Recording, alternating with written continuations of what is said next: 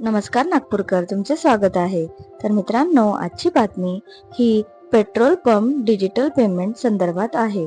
तर मित्रांनो, cyber गुन्हेगारांमुळे petrol pump चालकांचे बँकांमधील खाते सील होत असल्याचा बहाणा करून 10 मे पासून ग्राहकांकडून ऑनलाईन पेमेंट न स्वीकारण्याचा निर्णय विदर्भ पेट्रोलियम डीलर्स असोसिएशनने आठवड्यापूर्वी घेतला होता.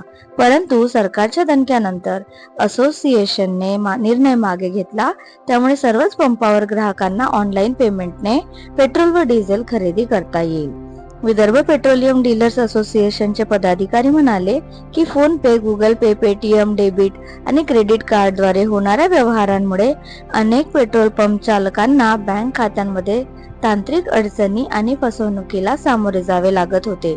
नागपूर जिल्ह्यात 2 व 3 प्रकरणांमध्ये पंप चालकांची बँक खाती गोठवली होती आणि नंतर ती खुली केली.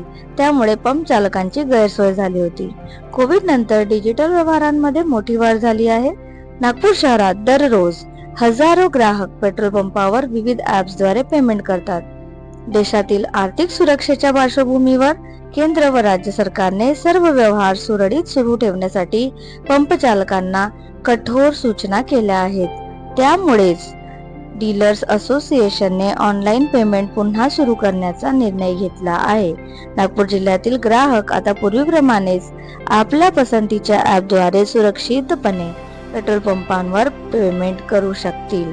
तर मित्रांनो, जीवनावश्यक वस्तू कायद्याअंतर्गत पंप चालकांनी पेट्रोल आणि डिझेल खरेदीसाठी केंद्र सरकारने लागू केलेले ऑनलाईन पेमेंट नाकारले असते तर त्यांच्यावर गुन्हे सुद्धा दाखल होऊ शकले असते. प्रसंगी पेमेंट नाकारलेल्या पंप चालकांचे परवानेही रद्द झाले असते.